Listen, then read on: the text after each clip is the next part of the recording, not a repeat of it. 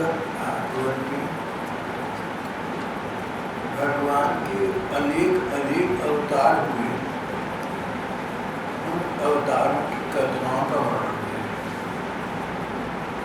जैसे हमारे यहाँ एक वर्ष में 12 मास होते हैं, यानी 12 मास समाप्त हुए तो नया वर्ष आरंभ हो जाएगा। ये तो सभी वर्ष एक जैसे हैं, जिससे मिलते जुलते हैं, तो नया वर्ष तो आरंभ हुआ है। इसी प्रकार हमारे पुराण के कालक्रम में मनवंतर होते हैं, कल्प होते हैं। एक कल्प में 14 मनवंतर होते हैं। श्रीमद् भागवत में हमारे कल्प के 14 मनवंतर के अवतारों की कथा है। 14 मनवंतर में जो अवतार होते हैं लगभग हर कल्प में मिलते जुलते होते हैं। जैसे हर वर्ष जन्माष्टमी आती है, हर वर्ष राधाष्टमी आती है, मिलते जुलते उत्सव होते हैं। इसी प्रकार प्रत्येक कल्प में 14 मनवंतर, और मनवंतरों में एक के बाद दूसरा तीसरा फिर कल्प बदल जाता है, कथाएं लगभग वही रहती हैं। श्रीमद् भागवत में आजकल जो हमारा कल्प चल रहा है उसके 14 मनवंतरों की कथाओं का वर्णन है। 14 मनवंतर में 6 मनवंतर बीत चुके हैं और अब 7वां मनवंतर चल रहा है। जैसे कोई आपसे कहे कि 12 महीने का साल होता है, आजकल 6वां महीना चल रहा है। इस प्रकार हमारे कल्प का आजकल 7वां मनवंतर चल रहा है। मनवंतर उसे कहते हैं जिसमें एक मनु बदल जाए, मनु का अंतर हो जाए। तो एक मनु जितने समय तक रहते हैं, राज्यकाल में रहते हैं, उसे मनवंतर कहते हैं। एक मनु का अंतर हो जाए तो अगला मनवंतर आरंभ हो जाता है। हमारा 7वां मनवंतर चल रहा है। 7वें मनवंतर के अवतारी कथाओं का श्रीमद् भागवत में विशद वर्णन है।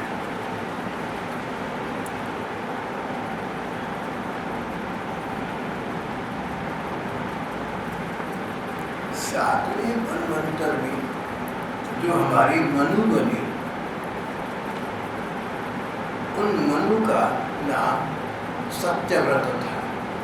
बाद में सत्यव्रत नाम के मनु वैवस्वत मनु के नाम से विख्यात है।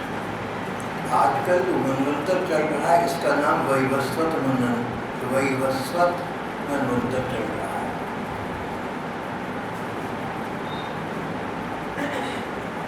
जो हमारा 7वां मनवंतर चल रहा है, इसके मनु राजा सत्यव्रत थे। राजा सत्यव्रत की अपनी कथा रोचक, प्रेरक और मनोरंजक हुई है। राजा सत्यव्रत, एक बार की बात है, दक्षिण भारत के एक राजनगरी के राजा थे सत्यव्रत। एक बार राजा सत्यव्रत ने एक आश्चर्य देखा।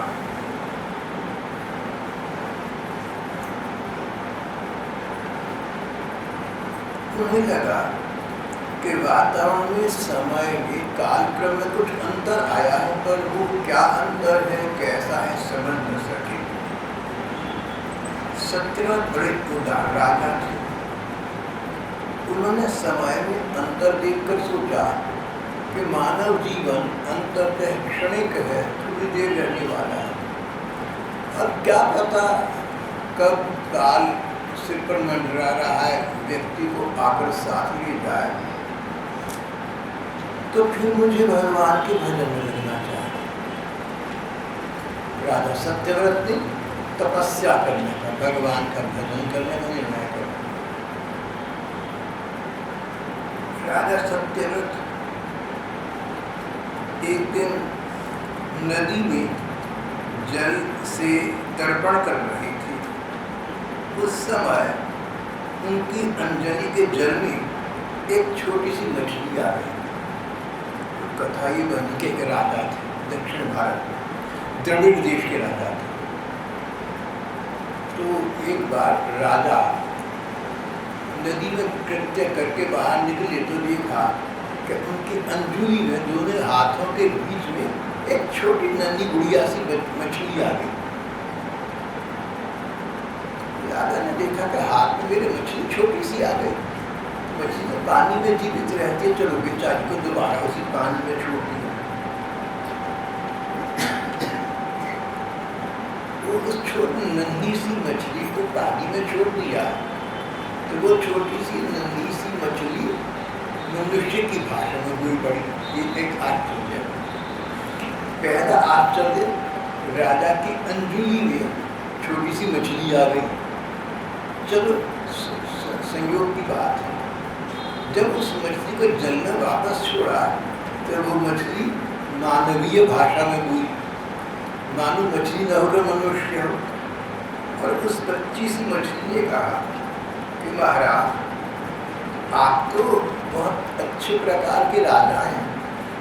राजा वो है जो प्रजा का पालन करे, रक्षा करे, और राजा वो है जो अपनी प्रजा में केवल मनुष्यों को नहीं, पशुओं को, जलचरों को, पक्षियों को, सबको मानता है। राजा, हम तो आपकी प्रजा के जीव हैं, हम पशु हैं, पक्षी हैं, तो क्या हुआ है, तो आपके राज्य के अंतर्गत, मेरी रक्षा करना आपका कर्तव्य है। राजन, आप अपने कर्तव्य को संभालिए। ये उद्बोध वाक्य उपदेश एक बच्ची सी मछली से सुनकर महाराज चकित रह गए और उन्होंने कहा ठीक है, मैं तुम्हारी रक्षा करूंगा, तो अच्छा बताओ अब मैं तुम्हारी इस समय क्या रक्षा कर सकता हूँ। तो मछली ने कहा महाराज, अगर आपने, मैं तो आपके चरणों में आ गई, मैं तो आपके हाथों में आ गई, मैं तो आपकी बच्ची हूँ, आपके हाथों में, आपने अपने हाथ से मैं छोड़ दिया।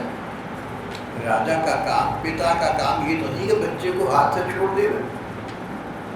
बोले देवी, तुम्हारा तो स्थानीय सागर है, जल है, तुम जल में रहता है, तुम्हारा जीवन है, इसलिए तुम्हारी जीवन रक्षा के लिए मैंने जल में वापस किया। बोली नहीं महाराज, यहाँ तो बड़े बड़े जलचर हैं, बड़े बड़े मगरमच्छ हैं, बड़े बड़े मछलियाँ हैं, मुझे तो खा जाएंगे। भगवान, आपको तो ज्ञान है धर्म ग्रंथों का। स्वयं धर्म ग्रंथ कहते हैं कि प्रकृति में कई बार बड़ा अन्याय होता है, जिसे अंग्रेजी में कहते हैं माइट इज राइट। बड़ी मछली छोटी मछली को खाकर खुश। महाराज में तो बहुत ही छोटी मछली, बड़ी मछलियाँ मुझे एकदम रक्षण कर जाएंगे, हड़प कर जाएंगी। आप मेरे जीवन की रक्षा करिए, आप मुझे अपने साथ ले चलिए। सत्यव्रत को आश्चर्य हुआ, पर सत्यव्रत व्रत के सत्य थे, सत्य संकल्प, सत्य शांति थे। राजा तपस्यारत रहते थे, उनके पास इस समय कमंडलू था, जिसमें नदी का जल कमंडलू में उन्होंने भर लिया था। उस छोटी सी मछली को उठाया और कमंडलू के जल में छोड़ दिया, जिससे जल में रहते रहते ये जीवित रह सके।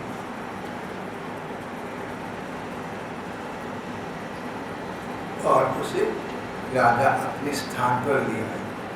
सुबह को सोकर उठे तो वह मछली उस कमंडलू में इतनी बढ़ गई कि कमंडलू उसके लिए स्थान न रहा। तो मछली तो जल में रहती है, कमंडलू में मछली इतनी समा गई, इतनी बड़ी हो गई, जल बाहर मछली अंदर, मछली मछली जहाँ देखो मछली। जब राजा ने ये आश्चर्य देखा तो वो बोली, राजन, इस कमंडलू में मैं कष्टपूर्वक भी नहीं रह सकती, आप मेरे लिए कोई ठीक स्थान ये तो कर दें जहाँ मैं सुखपूर्वक रह सकूँ। आपने मेरी रक्षा का भार लिया है तो ठीक स्थान तो देखिए मेरे लिए। ये चुनौतीपूर्ण यातना, ये चुनौतीपूर्ण याचना सुनकर, विनती सुनकर राजा ने उस मछली को कमंडलू से निकाला और बहुत बड़े पानी के एक मटके में रख दिया, एक घड़ी में रख दिया। वहाँ डालने पर वह मछली लगभग पौने घंटे में, 48 मिनट में, 2 घड़ी में 3 हाथ बढ़ गई।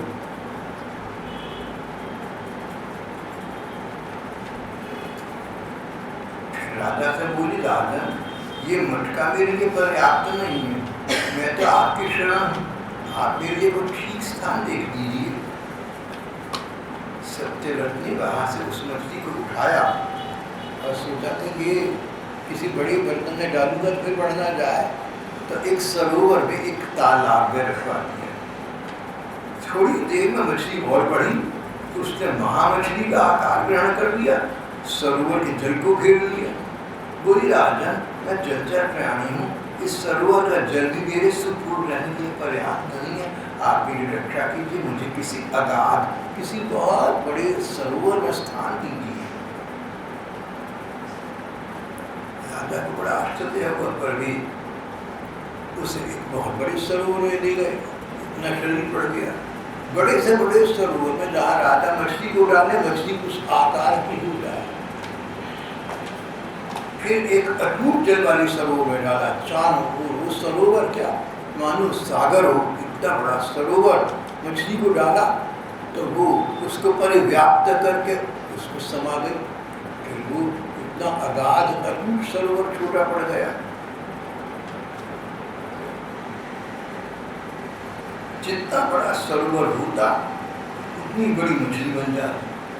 अंत में राजा ने उस विचित्र मछली को समुद्र में छोड़ दिया।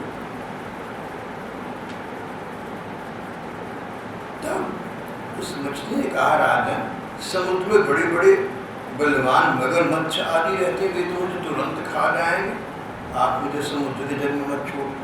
अब समुद्र से बड़ा सरोवर राजा के घर में कहाँ होगा।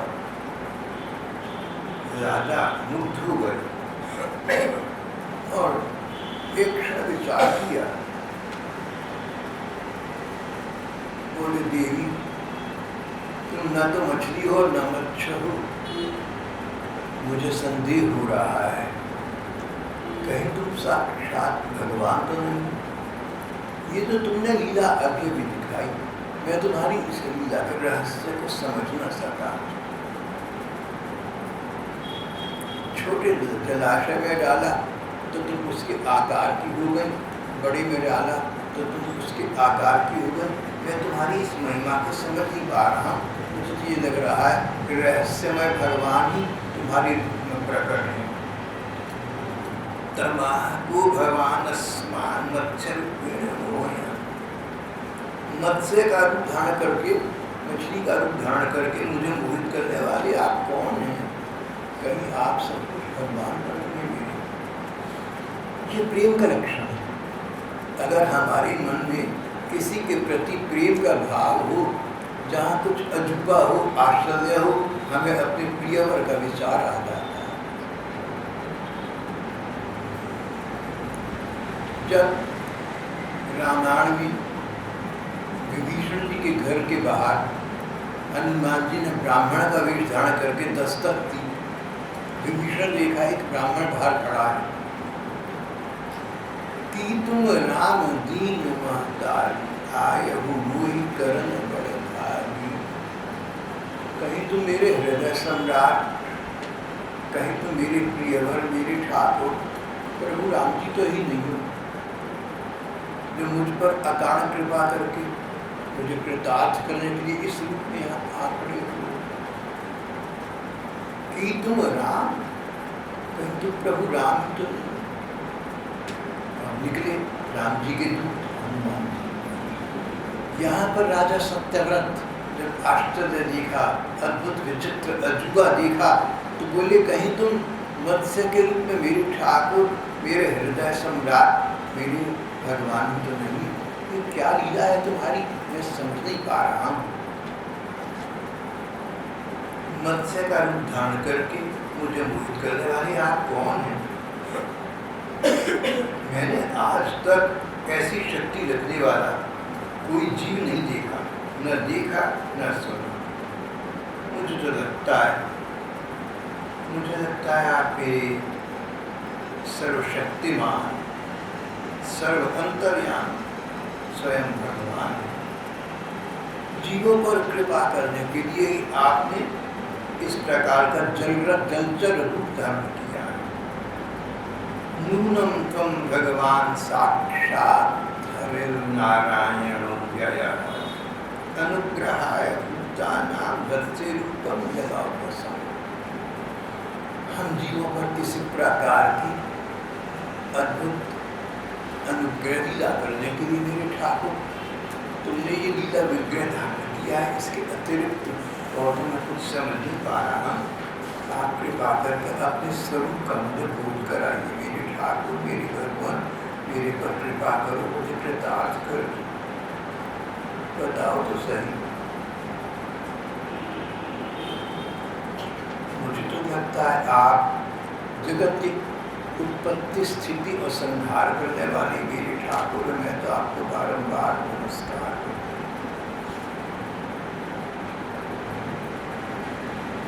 भगवान आपके जितने लीला से अवतार होते हैं सभी का लक्ष्य मानव मंगल होता है, भक्तों पर अनुग्रह करना होता है, सो तो मैं जानता हूँ।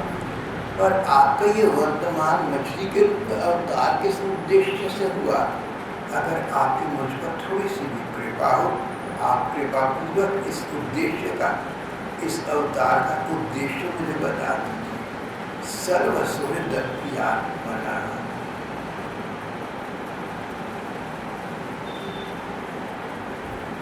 भगवान आप सबके अहेतु की प्रेमी हैं, आप सबको प्यार करते हैं और उस प्यार के पीछे आपका कोई स्वार्थ नहीं होता, कोई कारण भी तो नहीं होता। जैसे धूप का स्वभाव, जिस प्रकार सूर्य का स्वभाव धूप डालना है, जिस प्रकार चंद्रमा का स्वभाव ज्योत्सना को चारों को विस्तीर्ण करना है, जैसे सूर्य में धूप है, स्वाभाविक है, ऐसे आपकी कृपा है। सर्वस्व प्रियात्मना, आप ही मानव मात्र के प्रियतम है, आप ही जीव मात्र की आत्मा है। आपने इस समय जो रूप धारण करके हमें दर्शन दिया है वो बड़ा ही अद्भुत है। इति ब्रवाणामधिपति जगतपति सत्यव्रतम वत्सल गुरुयुगत। भगवान अपने प्रेमी जनों पर अत्यंत प्रेम करते हैं।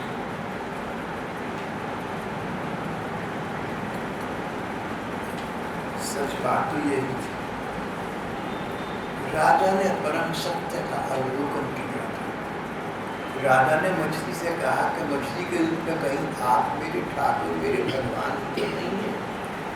राजा का ये संदेह, राजा की ये शंका केवल मात्र शंका संदेह नहीं थी, ये सत्य का दिग्दर्शन थी, ये वास्तविकता थी। साक्षात भगवान ही इस मत्स्य रूप में यहाँ ये लीला करके दिखा रहे थे। भगवान प्रकट हो गए। श्री भगवान ने कहा, सत्यव्रत मैं तुम पर बहुत प्रसन्न हूँ। राजन, आप किसी भी रूप में मैं सामने आप मुझे पहचान लेते हैं, यही तो आपकी भक्ति का, आपके प्रेम का रूप और प्रमाण है। कोई भी व्यक्ति सामने आए उसको भगवत स्वरूप समझना। कौन व्यक्ति ऐसा है जिसमें आत्मा नहीं है? जरूर नहीं है। आत्मा जीवात्मा, जीव की आत्मा परमात्मा का अंश है। सिया राम मैं सब जग जानी, करो प्रणाम जोगी जुग पानी, जोरी जुग पानी। करो प्रणाम जोरी जुग पानी। जो भी जीव सामने आए उसको भगवान का अंश समझकर हाथ जोड़कर उससे प्रणाम करना। और अगर हाथ जोड़कर प्रणाम करने की स्थिति न होती है तो कम से कम मन ही मन उसके प्रति हितैषिता का भाव रखना, उसका हित चिंतन करना।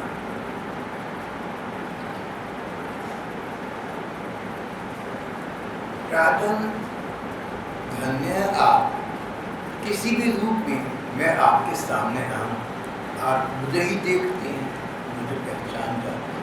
यह परिषद सपरिषद जीव मात्र में जो अपने ठाकुर को देखता हो वही भगवत पथ का पथ है।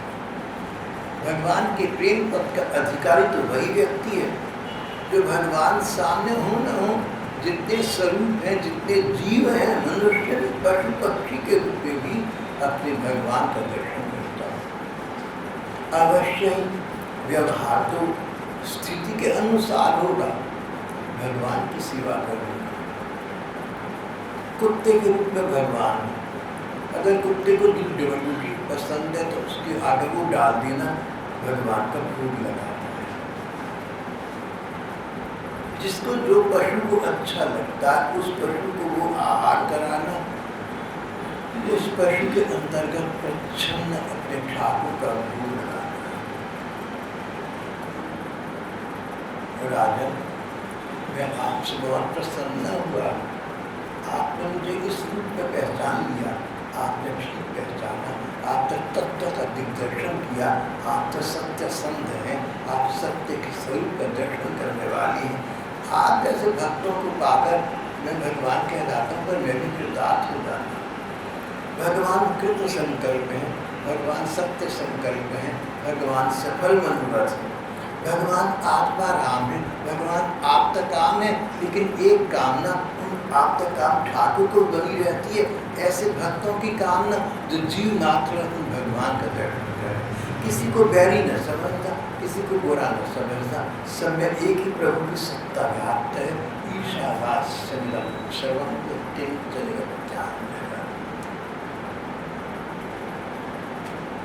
आपने ठीक पहचाना।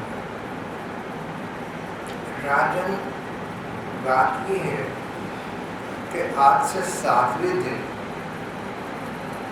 तीनों लोग प्रलय के सागर में डूब जाएं। 1 सप्ताह के पश्चात प्रलय हो जाए, सारे में पानी ही पानी होगा, water water everywhere, not a drop to drink, the great flood.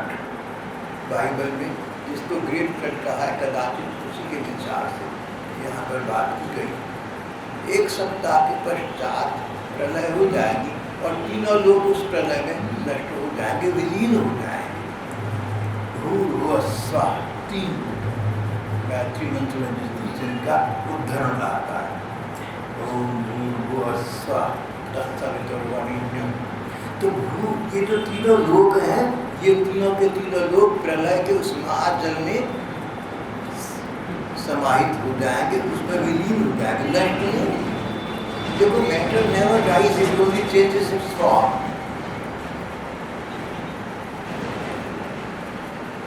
सत्य वस्तु सदा सत्य रहती है, समाप्त कभी नहीं होती। अन्य रूप ग्रहण कर ले, कहीं विलीन हो जाए, सो तो हो सकता है। जैसे हवा का झोंका यहाँ से आया, आगे चला गया, नष्ट नहीं हो, कहीं और चला गया। हवा का झोंका समाप्त कभी नहीं, कभी कहीं होगा, कभी कहीं हो, लेकिन कहीं ना कहीं होगा। श्री भगवान ने कहा, आज से 7 दिन के पश्चात ये तीनों लोग प्रलय के सागर में विलीन हो जाएंगे। प्रलय कई प्रकार की है। एक प्रलय तो वो जो एक कल्प के पश्चात होती है, 3 कल्प होती हैं। दूसरी महाप्रलय वो जो तीनों कल्पों के पश्चात। अब जो प्रलय होगी उसमें तीनों लोग समाहित हो जाएंगे, तीनों लोग समा जाएंगे, तीनों लोग विलीन हो जाएंगे। सृष्टि का अंत नहीं होगा, अतिरिक्त सृष्टि फिर भी बनी रहेगी।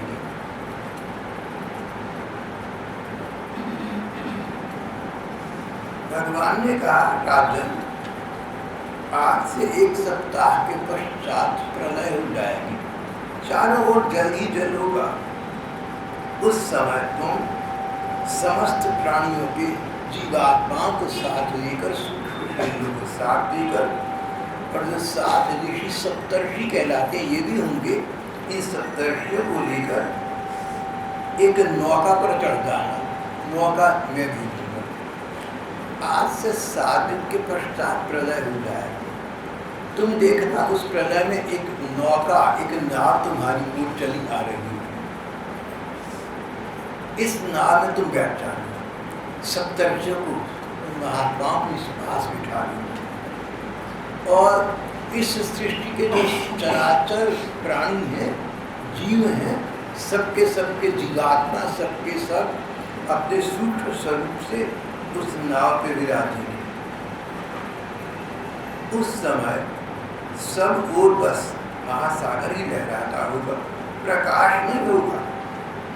7 ऋषियों की दिव्य ज्योति के सारे ही बिना किसी विकलता के, बिना किसी व्याकुलता के तुम उस बड़ी नाव पर चढ़कर उसमें विचरण करना। कुछ देर के बाद प्रचंड आंधी चलने लगी, नाव डगमगाने लगी। मैंने तुम्हें जिस रूप का आज दर्शन किया, मछली रूप का, उस समय में इस मत्स्य रूप में ही तुम्हारे सामने उस नाव के पास आ जाऊँ। तो मैंने अपना मत्स्य रूप का दर्शन पहले ही इसलिए दे दिया कि जब महाप्रलय होगी तो मत्स्य रूप में मैं वहाँ आऊँगा, तब तुम कदाचित समझ न सको, पहचान न सको, इससे पहले ही मैंने इस रूप का तुम्हें इसका दिग्दर्शन करा दिया। मैं इस रूप में वहाँ आ जाऊँगा और तुम लोग मुझे वासुकी नाग की रस्सी बनाकर उस नाग को मेरे उस मछली में एक विचित्रता होगी, मछली के बीच में सींग लगाऊंगा माथे के ऊपर, ये स्वर्ण का सींग होगा, इसके साथ वासुकी नाग को रस्सी बनाकर तुम नाग को बांध देंगे।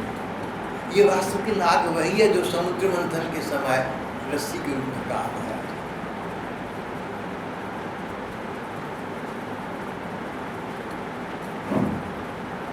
उस नाव में बिठाकर उसे खींचता हुआ मैं ऋषियों के साथ तुम्हें लेकर समुद्र में विचरण करूंगा।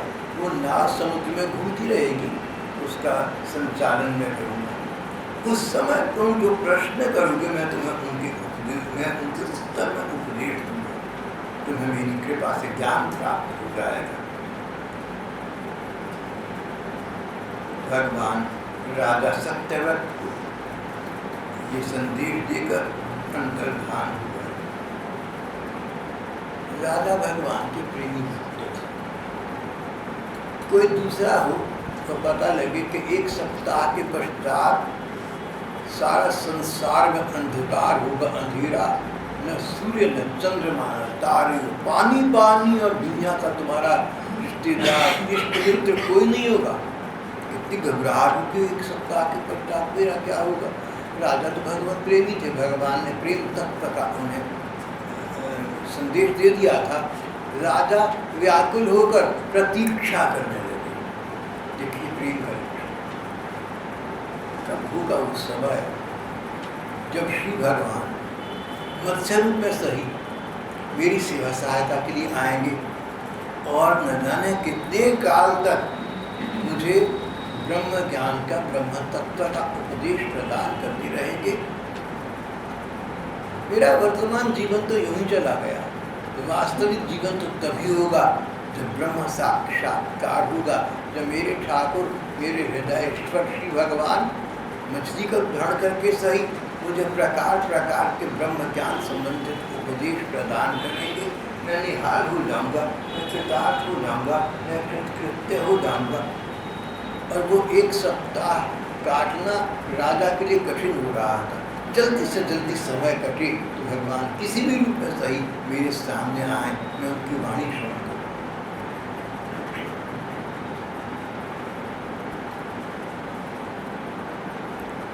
हमारे महात्मा कहती हैं कि जब तुम गीता पढ़ो ना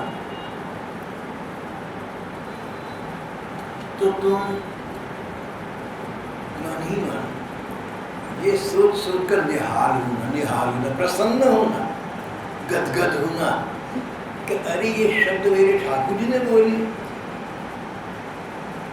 मनमना भगवद भक्तो विद्यादि मां नमस्कुरु मामे वैश्यसि सत्यमति। अरे ये ठाकुर की वाणी है, ये वो शब्द है जो भगवान कृष्ण ने बोले थे।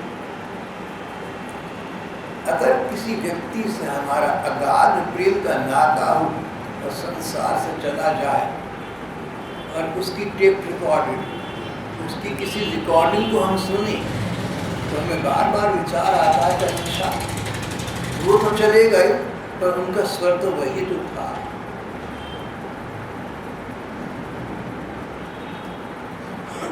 कई बार हम गांधी जी की वाणी किसी स्कूल रिकॉर्डर में सुनते हैं।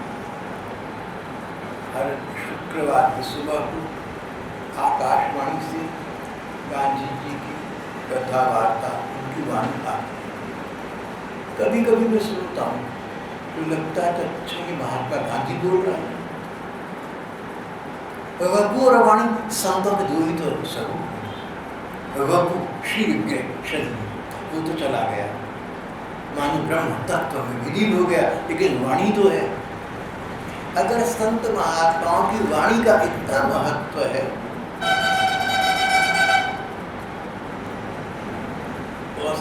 ऑस्ट्रेलिया में श्रीनगर के 14 वर्ष के एक बच्चे श्याम ने मुझे पत्र लिखा अंग्रेजी में। उसमें लिखा था कि गीता का पाठ आप चाहे एक अध्याय के करें, भाई सब रोज जरूर किया करें, क्योंकि ये भगवान की वाणी है। श्लोक कैसा है, उसमें क्या लिखा है, इसका विचार न करके आप इतना विचार करें कि भगवान कृष्ण बुरे शब्द उनके हैं। 14 वर्ष का बच्चा, उसने संतों के मुँह से सुना होगा, बात बड़ी ठीक कही है।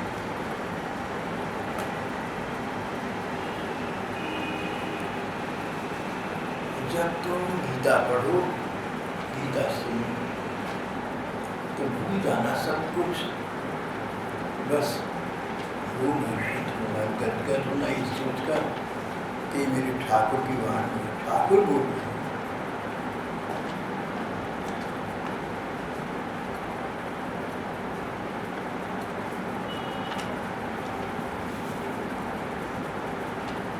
राजा सत्यव्रत एक सप्ताह के पश्चात मैं और मेरे ठाकुर रूबरू होंगे, आमने सामने होंगे। मैं प्रश्न करूंगा और बहुरूपिया ठाकुर मछली उधार करके सही है तो मेरे ठाकुर। कोई व्यक्ति आपका चिर परिचित है, सुपरिचित है, मुखौटा किसी जानवर का लगाकर आता है, इससे क्या है, तो व्यक्ति वही जिसको आपने चाहा। भगवान मुखौटा मछली का लगा ले, हाथी का लगाए, कुत्ते बिल्ली का लगा ले, है तो हमारे ठाकुर। राजा सत्यव्रत उस क्षण की प्रतीक्षा में समय यापन करने लगे। भगवान की प्रतीक्षा करना ही जीवन है। स्मरण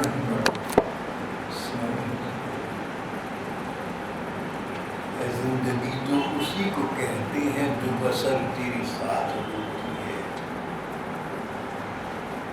अब जिंदगी जो तेरे साथ बसर होती है दो प्रकार की हो सकती है। पहली तो वो ठाकुर बिल्कुल प्रत्यक्ष सामने सो तो सरल सबके लिए आसान नहीं है, पर उनका चिंतन तो साथ हो सकता है, उनका विचार, उनका स्मरण तो मन में हो सकता है। भगवान का स्मरण और भगवान एक ही बात है। हम स्मरण करें तो भगवान अपने सत्य रूप हमारे सामने एक न एक दिन प्रकाशित प्रकट कर लेंगे। उस क्षण की प्रतीक्षा है ये प्रतीक्षा। भाई बहन अपने अपने विषय में सोचें कि 24 घंटे में कितना समय हमारा ठाकुर प्रतीक्षा में जाता है, कितना समय नए से आंसू गए आते हैं, ठाकुर तो मिले नहीं, एक दिन और बीत गया। जब दिन में विचार आता हो एक दिन और बीत गया, एक दिन और व्यतीत हो रहा, कल का दिन बीत गया, ठाकुर न मिले, आज फिर दिन व्यतीत हो रहा है, शाम तक मिलता है, रात तक मिलता है, नहीं तो ये दिन भी समाप्त हो जाएगा, ये दिन भी समय नाश हो जाएगा। शबरी वाली प्रतीक्षा, शबरी में क्या बात थी ऐसी? एक भीनी अनपढ़ गंवार महिला, भीलों वाले कपड़े पहनने वाले, जिस तमीज हम लोग कहते, तहजीब तो चाहती नहीं थी। और उस शबरी की चर्चा कैलाश पर्वत पर भगवान शंकर पार्वती जी से कर रहे हैं। पार्वती राम जी के चरित्र सुनो, शबरी की कितनी भक्त थी। शबरी की गाथा कैलाश पर्वत पर भगवान शंकर कर रहे हैं। क्या आश्चर्य की बात है। कभी सुनकर देखो हमारी तुम्हारी चर्चा कहीं दूसरे लोगों में हो रही है, कहीं गोलोक धाम में, कहीं भगवान के दिव्य धाम में आपकी किसी की चर्चा हो रही है। कैसे सुख का विषय बन जाता है। उसके प्रयत्न आज करना होगा, आज से करना होगा। और प्रयत्न उन भगवान के उस सुयोग, उस दिन की प्रतीक्षा करना, ये सर्वोत्तम प्रयोग, सर्वोत्तम साधन, प्रतीक्षा, जुस्तजू, अन्वेषण, खोज करो।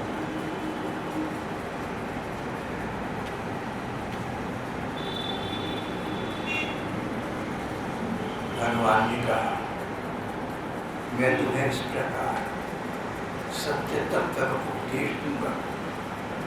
और भगवान अंतर्धान हुए। राजा उस समय प्रतीक्षा करने लगे, भगवान के चरणों का चिंतन करने लगे। श्रीमद् भागवत में वही लिखा, तो पहले मैं आपसे अपनी ओर से कह रहा था, मैंने तो ये ध्यान नहीं किया था। भगवान की प्रतीक्षा करने लगे, अर्थात भगवान का चिंतन करने लगे। चिंतन प्रतीक्षा, सोचना भगवान कैसे हैं, भगवान कैसे हुए, भगवान ने किस भक्त के साथ कैसी लीला की, भगवान के विषय में विचार करना, चिंतन करना, यही भगवान की प्रतीक्षा का एक सुंदर। राजा भगवान के चरणों का चिंतन करने लगे, प्रतीक्षा करने लगे, और देखते देखते वह निर्दिष्ट समय आ पहुंचा। राजा ने देखा समुद्र अपनी मर्यादा का उल्लंघन करके आगे बढ़ रहा है, प्रलय काल के भयंकर मेघ वर्षा करने लगे हैं। देखते देखते सारी पृथ्वी डूबने लगी। कहीं जोर की बाढ़ आ जाए तो घबरा जाते हैं कि शहर डूब जाएगा, क्या होगा। यहाँ पूरी पृथ्वी डूब रही थी, राजा को भय नहीं था, भगवान का भरोसा नहीं था। भगवान का भरोसा, पहले जीवन तपस्या की थी, भजन किया था, आज भजन करोगे, आज नहीं तो कल उसका फल प्राप्त होगा। भजन का फल अक्षय है, अमोघ है, मिलकर रहता है, पर करना आज होगा। आज का मतलब अभी करना होगा।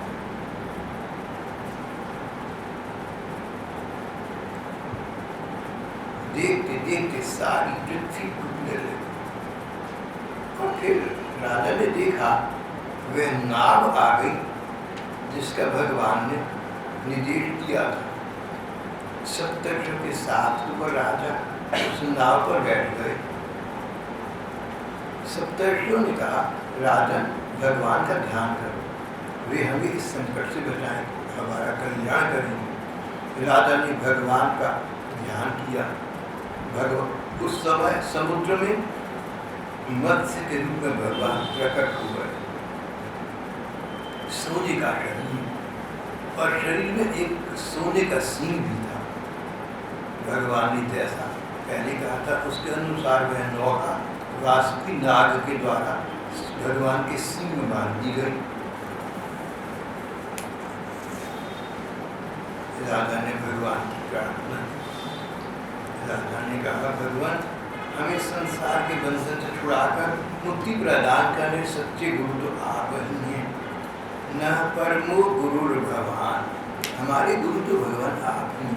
सारे संसार के, हम सबके जीव मात्र के सच्चे परम गुरु परमात्मा हैं। गुरु सतीश है परमो गुरु गुरु भगवान, मेरे आप गुरु बने, मुझे ज्ञान प्रदान करें।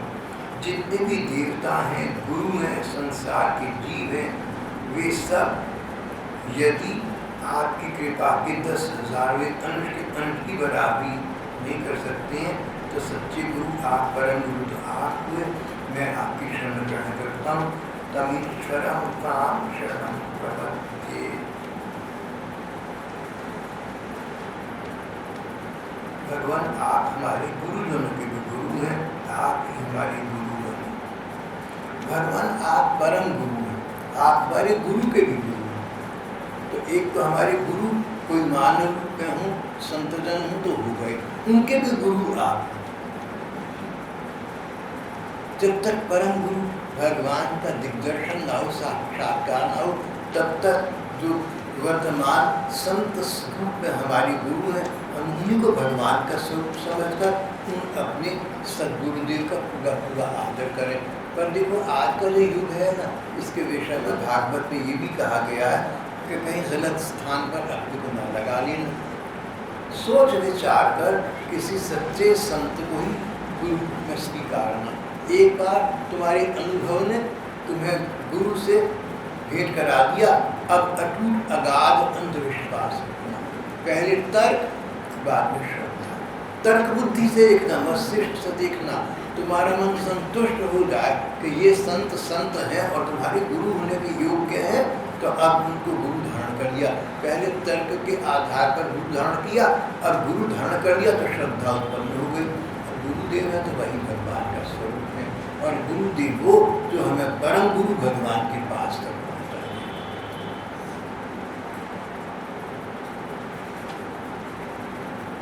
राजा ने बार बार भगवान की प्रार्थना की, तमीश्वरम राम शरणम प्रपत्ति तम सर्वलोकस्य सुहृत्प्रियेश्वरो जानाति संतम हृदिबद्धकाम। आप सारे लोगों के सुहृद हैं, प्रियतम हैं, ईश्वर हैं, आत्मा है।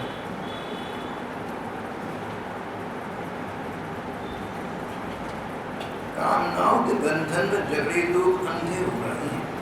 उन्हें इस बात का पता नहीं कि आप उनके हृदय में विराजमान। सांसारिक कामनाएं इतनी हमारे मन में है कि उन कामनाओं के बंधन में जगड़े जाकर हम अंधे हो रहे हैं। ये नहीं दिखता कि भगवान को पाने के लिए बाहर भागे जाने की क्या आवश्यकता। भगवान तो अपने हृदय में अपने आत्मरूप में विराजमान है। भगवान आप देवताओं के भी आराध्य देव हैं, आप परम पूज्य परमेश्वर हैं। मैं आपकी शरण में आया, आप अपनी वाणी के द्वारा मेरे हृदय की ग्रंथि काट दीजिए, अपने स्वरूप को प्रकाशित कर दीजिए। जब राजा सत्यव्रत ने इस प्रकार प्रार्थना की तो मत्स्य रूप बने। मत्स्य रूप प्रकट हुए भगवान ने प्रलय के समुद्र में विहार करते हुए, टहलते हुए, घूमते हुए, विचरण करते हुए राजा को तत्व ज्ञान का उपदेश दिया। ज्ञान, भक्ति और कर्म से परिपूर्ण भगवान ने उनको उपदेश दिया। आज उसका नाम मत्स्य पुराण है। हमारी अनेक पुराण है, एक पुराण का नाम मत्स्य पुराण है। मत्स्य पुराण जो भगवान ने मत्स्य रूप ग्रहण करके राजा को उपदेश दिया था, इसको निर्दिष्ट है।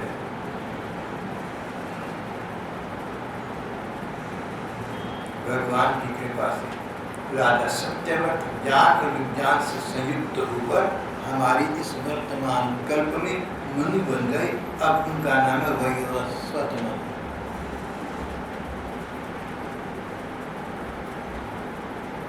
जो मनुष्य भगवान के इस अवतारी लीला का श्रवण कीर्तन करता है, उस श्रद्धावान व्यक्ति को भगवान की परम गति की, उसे परम गति तक की प्राप्ति हो जाती है। जो भगवान जीव मात्र की रक्षा के लिए, लोक मंगल के लिए, मानव मंगल के लिए मत्स्य धारण करके राजा को वो उपदेश दिए गए जो आज तक हमारे काम आ रहा है, उन समस्त जगत के परम कारण लीला मत्स्य भगवान को हम नमस्कार करते हैं। तम अहम अखिलम हेतुम जिज्ञामीनम प्रभु को हम प्रणाम करके आज का ये प्रसंग यहाँ समाप्त।